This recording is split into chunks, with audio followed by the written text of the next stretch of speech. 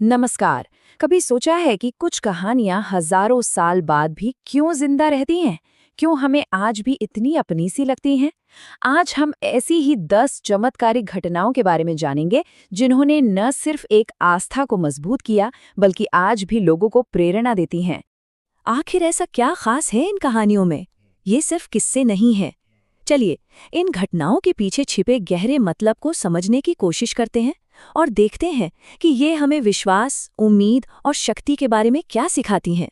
तो चलिए, सबसे पहले बात करते हैं उन चमत्कारों की, उन पलों की जब प्रकृति के नियम भी ठहर से गए। ये वो घटनाएं हैं जहां नामुमकिन मुमकिन हो गया।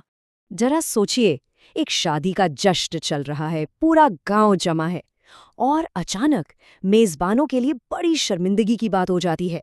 मेहमानों के लिए दाखरस, जो उस संस्कृति में खुशियों का प्रतीक था, वही खत्म हो गया। और यहीं पर होता है इतिहास का वो पहला बड़ा चमत्कार। देखिए, पानी का दाखरस बनना सिर्फ एक जरूरत पूरी करना नहीं था।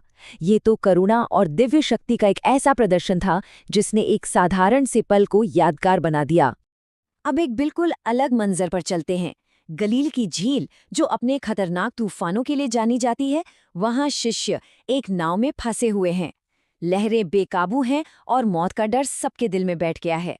और फिर उस गरजते तूफान और खौफ के बीच सिर्फ ये 3 शब्द गूंजते हैं। कोई चीख पुकार नहीं, कोई जद्दोजहद नहीं, बस एक शांत और अधिकार भरा आदेश। और बस एक पल में हवा रुक गई, लहरें शांत हो गई।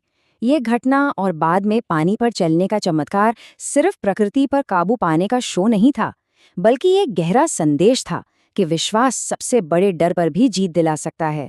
अब हम अगले विषय की ओर बढ़ते हैं, जहां कमी और लाचारी का सामना बहुतायत से किया गया।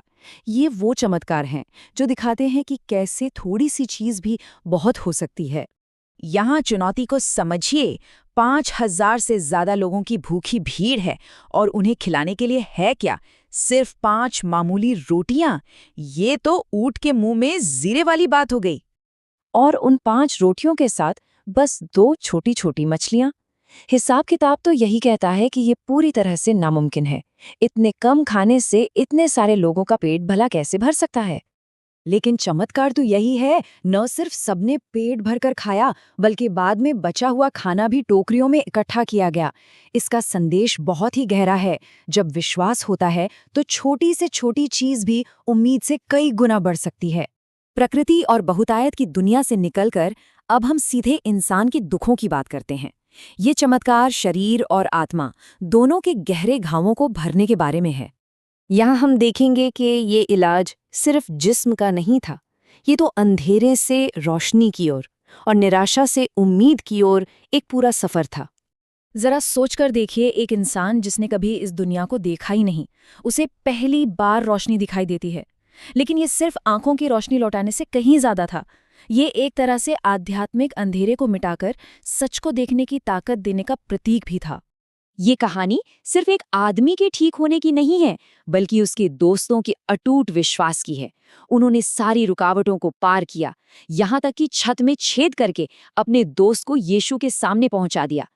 और उनके इसी गजब के विश्वास को देखकर उस आदमी को न सिर्फ चलने की शक्ति मिली, बल्कि उसके पापों की क्षमा भी। और फिर उस महिला की कहानी है जो 12 सालों से एक बीमारी से लड़ रही थी।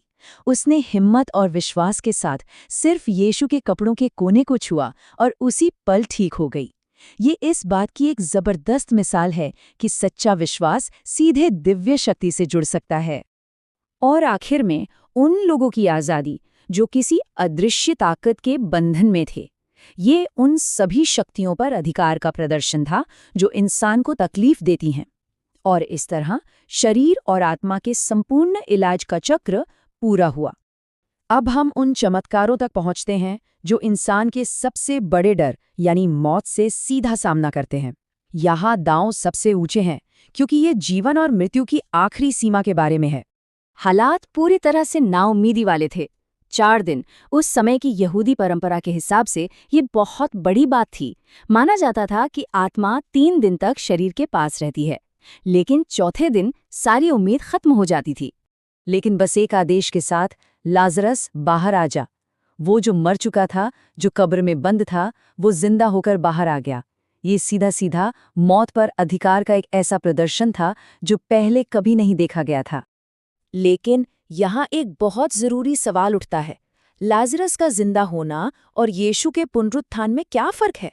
देखिए, लाजरस को उसी दुनियावी जिंदगी में वापस लाया गया था, मतलब एक दिन उसे फिर से मरना था। लेकिन पुनरुत्थान वो कुछ और ही था।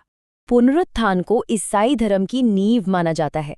ये सिर्फ जिंदगी में वापसी नहीं थी, बल्कि ये तो मौत के ऊपर ही एक आखिरी और पक्की जीत थी, जो हर विश्वासी के लिए हमेशा के जीवन की उम्मीद का दरवाजा खोलती है।